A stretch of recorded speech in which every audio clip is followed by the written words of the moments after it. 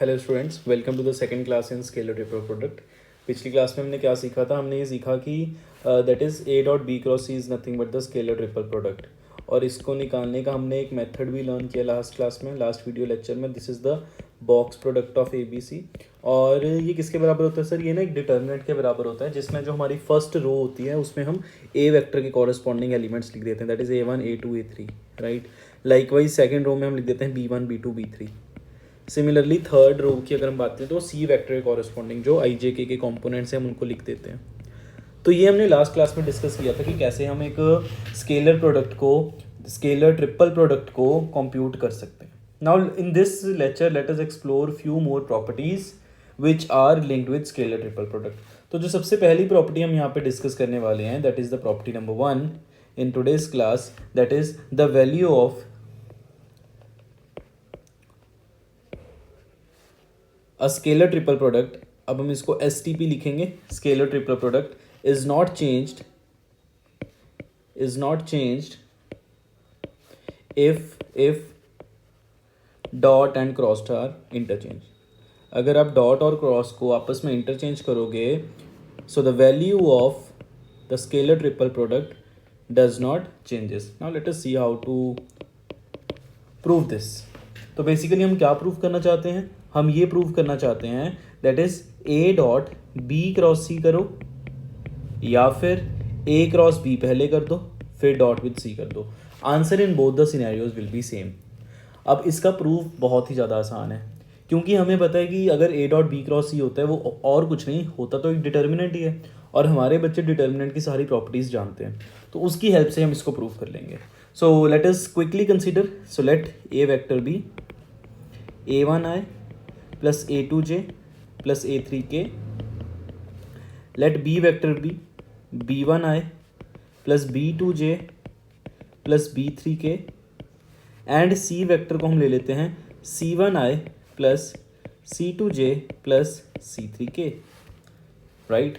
And now A dot B cross C क्या था sir? A dot B cross C कुछ और नहीं, बॉक्स प्रोडक्ट होता है सर ए बी सी का, राइट। और बॉक्स प्रोडक्ट को लिखना आपने हमें सिखाया हुआ है, दैट इज़ द डिटर्मिनेंट, जिसकी पहली रो में होगा A1 A2 A3, second row में होगा B1 B2 B3, और थर्ड रो में सर होगा C1 C2 C3। So that is the A dot B cross C. अब हमें क्या प्रूव करना है? इवेंचुअली हमें ये प्रूव करना है कि ए डॉट बी क्रॉस सी जो होता है वो ए क्रॉस बी डॉट सी भी होता है, ठीक है। तो सबसे पहले हम क्या करते हैं, हम R1 को R3 के साथ इंटरचेंज कर देते हैं, R1 को R3 के साथ इंटरचेंज करते हैं। और हमें पता है अगर हम कोई भी दो रोज या किसी दो कॉलम्स को आपस में स्वैप करते हैं तो value of the determinant get multiply by -1। तो यहाँ पे क्या आ जाता है? -1 टाइम्स। सो अब R1 की जगह आ जाएगा R3, मतलब C1 C2 C3, right. Second row को हमने डिस्टर्ब नहीं किया, और जो हमारी थर्ड रो है उसमें क्या आ जाएगा? A1 A2 A3, ठीक है जी। अब हम क्या करते हैं? R2 को स्वैप कर देते हैं R3 के साथ। आओ चेक करें इससे क्या होगा। अब अगेन एक माइनस तो ऑलरेडी था, अब एक और माइनस हो जाएगा, ठीक है। R1 को हमने बिल्कुल नहीं डिस्टर्ब किया, तो C1 C2 C3 as it is रहा। R2 की जगह R3 के एलिमेंट्स लिख दो, मतलब A1 A2 A3 लिख दो। R3 की जगह R2 लिख दो, मतलब B1 B2 B3। I think this step is clear. अब क्योंकि दो नेगेटिव है it makes a positive, so eventually हमारे पास क्या आ चुका है? C1 C2 C3, दूसरे में A1 A2 A3, तीसरे में B1 B2 B3, राइट। ऊपर चलो बेटा थोड़ा सा। अगर हम A डॉट बी क्रॉस सी कह रहे हैं, अगर हम A डॉट बी क्रॉस सी की बात करते हैं तो पहले में A के एलिमेंट्स, दूसरे में B के, तीसरे में C के, ठीक है। और अगर हमारे पास पहले में C के आ जाएं, दूसरे में A के आ जाएं, तीसरे में B के आ जाएं, तो ये क्या बन जाएगा सर? ये कुछ और नहीं बनेगा, ये बन जाएगा C dot A cross B। Is this point clear? C dot A cross B। अब हमें पता है since dot product is commutative,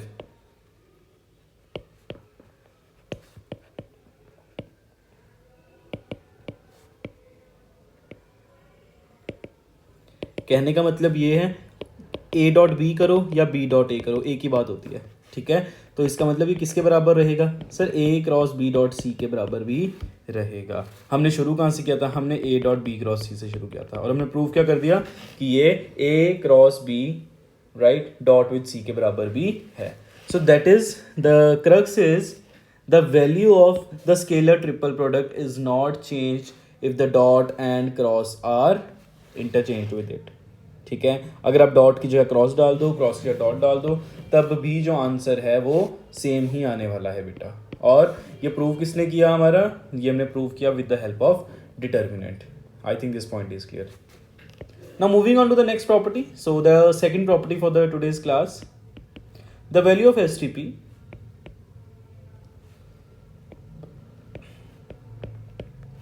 is not changed if its vectors are permuted cyclically।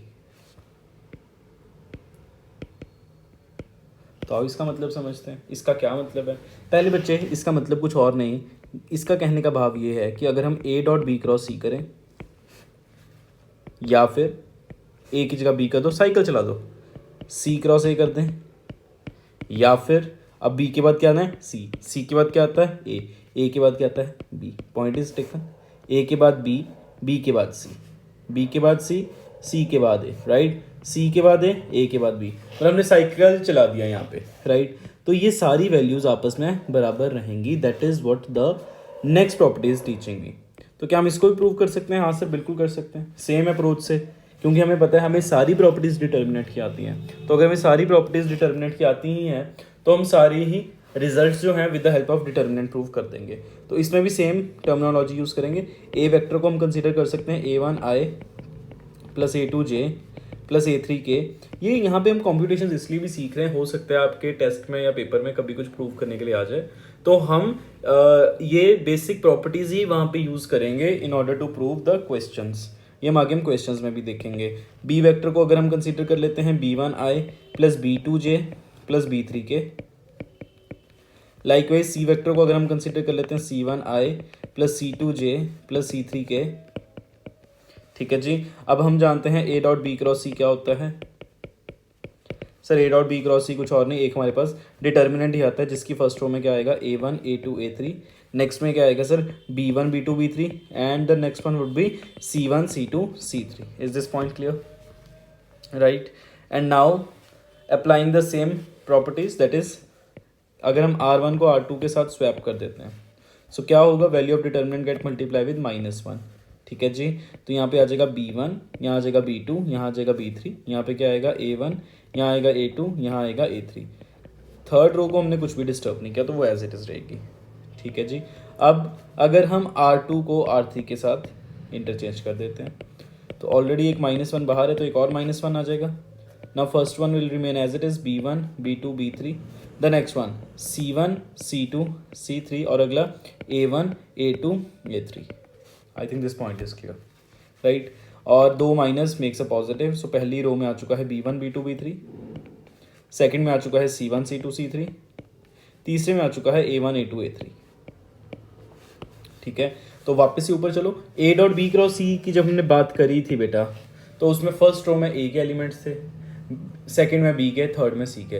तो अगर फर्स्ट में बी के आ जाएं, सेकंड में सी के आ जाएं, थर्ड में ए के आ जाएं, ये किसके बराबर हो जाएगा सर? ये कुछ और नहीं, B dot C cross C आ जाएगा। Is this point clear? So हमने क्या प्रूव किया? हमने ये प्रूव किया that is A dot B cross C किसके बराबर है sir? B dot C cross A. And likewise B dot C cross A से आप शुरू करना, और यहाँ पे आप दो स्टेप्स करना है इसी वाले रिजल्ट में आपने, या फिर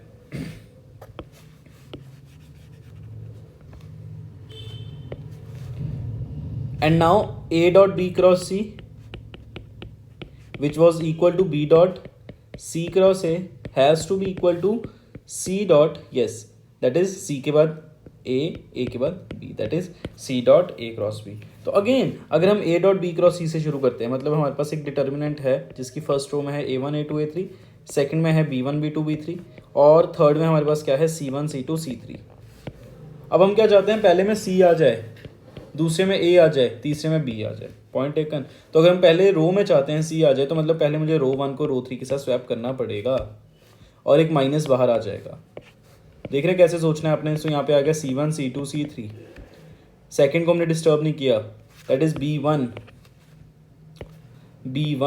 B2 B3, और अगर हम थर्ड रो की बात करते हैं वहाँ पे क्या आएगा A1 A2 A3।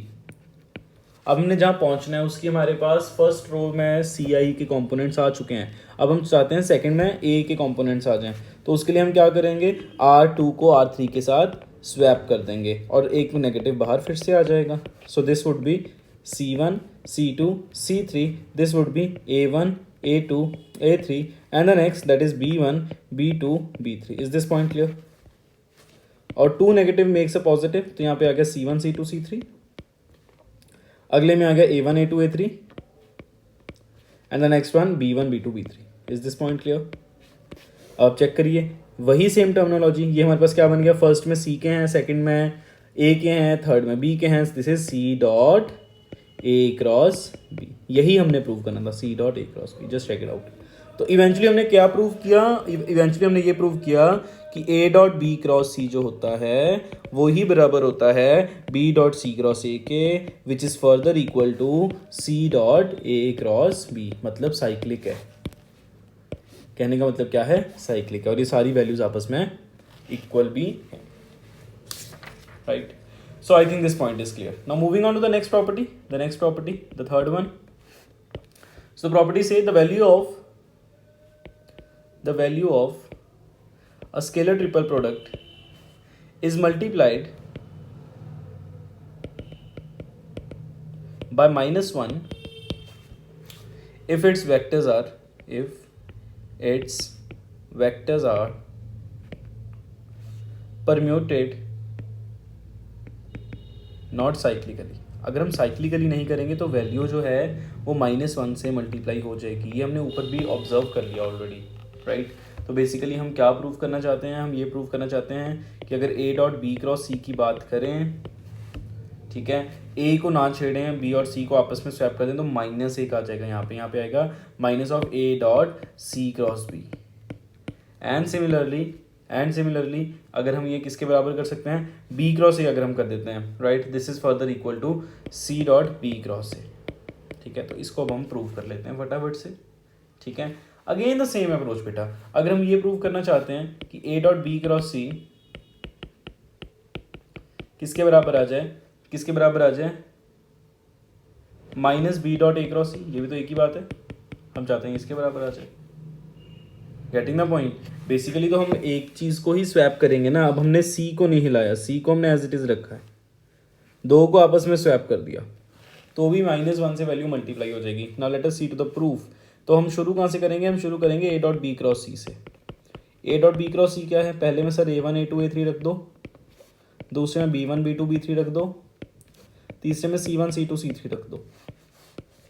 ठीक है जी, हम क्या चाहते हैं, हम चाहते हैं पहले में B आ जाए, तो हम क्या करेंगे, R1 इंटरचेंजेस विद R2। तो पहले में आ गया B1 B2 B3, सेकंड में आ गया A1 A2 A3, थर्ड में आ गया C1 C2 C3। अब क्योंकि हमने दो रोज को आपस में स्वैप किया तो value of determinant get multiply with -1। Getting the point? और ये क्या है, -1 एज इट इज। ये किसके कॉरेस्पॉन्डिंग है, what is the STP of this, this is nothing but B dot A cross C। Is this point clear? B dot A cross C, यही तो हमें प्रूव करना था। So that is the value of STP is multiplied by -1 if the vectors are not permuted cyclically. Now the property 4 which states STP is equal to 0 if any of the two vectors are equal. इस property को हम आराम से analyse कर सकते हैं with the help of determinant also. Determinant में भी हम पढ़ते हैं कि अगर हमारे कोई भी दो रोज या कॉलम्स आपस में बराबर आ जाती हैं तो वैल्यू ऑफ डिटर्मिनेंट इज 0। तो वही प्रॉपर्टी हम यहाँ पे भी एक्सप्लोर करने जा रहे हैं। तो इसके लिए मैंने दो वेक्टर्स कंसीडर कर लिए, A और B। अब हम प्रूव क्या करना चाहते हैं कि अगर हमारे पास A dot B cross C की जगह A dot A cross B है, राइट, तो क्या किसके बराबर आना चाहिए, 0 के बराबर आना चाहिए, राइट। तो क्विकली हम A और B हमने कंसीडर कर लिए हुए हैं। A dot A cross B किसके बराबर होगा, सर ये डिटर्मिनेंट है जिसमें जो हमारी फर्स्ट रो है वो होगी A1 A2 A3, और जिसमें हमारी सेकंड रो जो होगी वो भी क्या होगी, A1 A2 A3,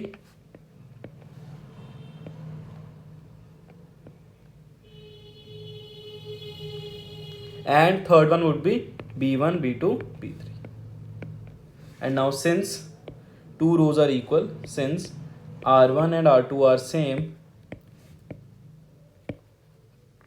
so value of determinant is 0. Is this point clear? So that is therefore A dot A cross B is equal to 0. So that is the property कि अगर हमारे पास कोई भी दो वेक्टर्स बराबर आएंगे तो उस केस में हमारा जो एसटीपी है वो 0 होगा. ठीक है. और बराबर का मतलब सिर्फ ये नहीं है एग्जैक्टली इक्वल. यहाँ पे अब हम डिटर्मिनेंट की प्रॉपर्टी से जानते हैं अगर दो रोज आपस में प्रोपोर्शनल भी हों तब भी वैल्यू ऑफ डिटर्मिनेंट 0 होती है. और when we are talking in terms of vectors तो proportionality will get converted into parallel. तो अगर दो चीज़ें आपस में पैरेलल भी हैं मतलब एक वेक्टर दूसरे के प्रोपोर्शनल बैठा हुआ है. तो इसी के नीचे हम एक रिमार्क डाल लेते हैं. Now let us make a remark.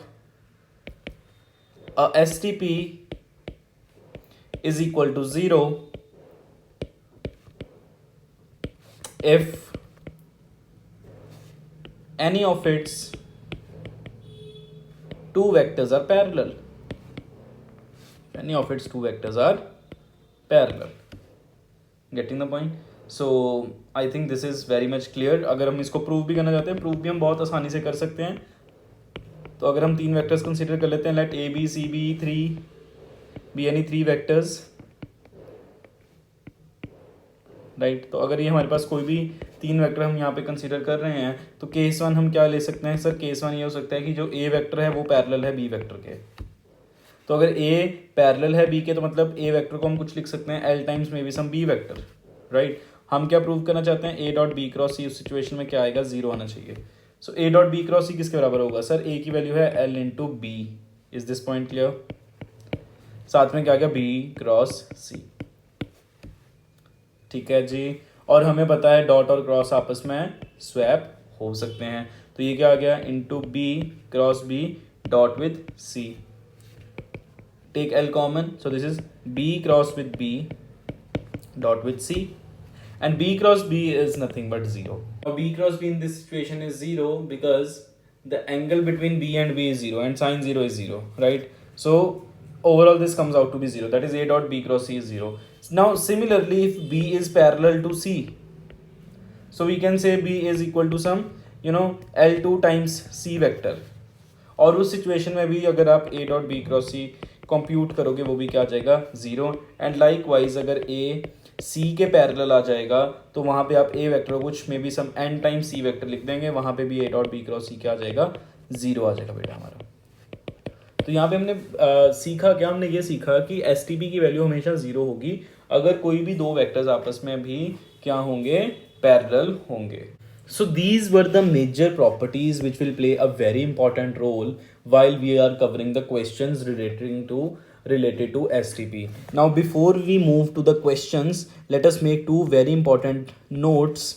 Right, note number 1 कि इसकी ज्योमेट्रिकली सिग्निफिकेंस हमें क्या है STP का. ठीक है. तो geometrically this gives me the volume of a parallelopiped right. So the volume of तो बहुत सारे क्वेश्चंस आएंगे जिसमें हम आपके पास पैरेललोपाइड के क्वेश्चंस होंगे. तो आपने अगर जब भी पैरेललोपाइड के क्वेश्चंस देखने हैं वहाँ पे जल्दी से आपने एसटीपी को लगा देना है and just compute the value. So with adjacent sides with adjacent edges A vector B vector C vector तो ये किसके बराबर हो जाएगा that is equal to the determinant of A dot B cross C. ठीक है. That is the modulus to be more precise. ठीक है जी. And now the next because volume is a positive quantity. Similarly अगर हमारे पास volume of tetrahedron आ जाएगा so in case of volume of a tetrahedron this would be equal to 1/6 times that is the modulus of a dot b cross c. So उस situation में ऐसे रहेगा हमारे पास. And the third remark that is three vectors are coplanar. Three vectors are coplanar if and only if a dot p cross c क्या होगा 0. So if they are lying on the same plane. And the last one that is 4 points a b c d are coplanar if and only if अगर आप उससे vectors बना दीजिए that is maybe A B vector आ गया एक, दूसरा B C vector आ जाता है, एक सी डी वैक्टर आ जाता है, तो उसका अगर आप बॉक्स प्रोडक्ट निकालेंगे वो भी आपके पास क्या आना चाहिए, ज़ीरो आना चाहिए, राइट। और इसके अलावा हमने और बहुत सारी प्रॉपर्टीज़ यहाँ पे एक्सप्लोर कर ली हैं, जैसे कि डॉट और क्रॉस आपस में स्वैप हो जाता है, और अगर हम साइक्लिकली नहीं करेंगे तो माइनस आ जाएगा। वाइज एस की वैल्यू चेंज नहीं होती अगर हम वेक्टर्स को परम्यूट करते हैं साइक्लिकली। उसके अलावा हमने ये भी सीखा है कि एस की वैल्यू ज़ीरो है अगर कोई भी दो वेक्टर्स आपस में बराबर हैं, राइट। और अगर कोई भी दो वेक्टर्स आपस में पैरेलल हैं तो उस केस में जो है एस अगेन ज़ीरो होता है। So these are some very important properties. We have also discussed the geometrical significance also कि parallelepiped में मिलेगा, right। और अगर हमें टेट्राहेड्रॉन आ जाएगा तो हम 1/6 कर देंगे उस केस में। कोप्लेनर का क्वेश्चन आएगा तो हम डायरेक्टली एस को जीरो के इक्वेट करेंगे, और अगर हमें 4 पॉइंट्स मिले होंगे तो हम वहाँ से 3 कोई भी वेक्टर्स बना देंगे, राइट। और उन 3 वेक्टर से हम जो है उसका एस जीरो के इक्वेट कर देंगे। So these are the some very important remarks which we have learned, some very important properties to be more precise, which we have learned in this video lecture. Now in the next class we will be discussing lot of questions which are based on STP, and once STP is covered we'll move to the vector triple product. So I hope you have understood this lecture. In case if you face any query, just post it in the comment section. I'll reply to all your queries. For more such videos, do subscribe to our YouTube channel and do not forget to press the bell icon. Thank you so much.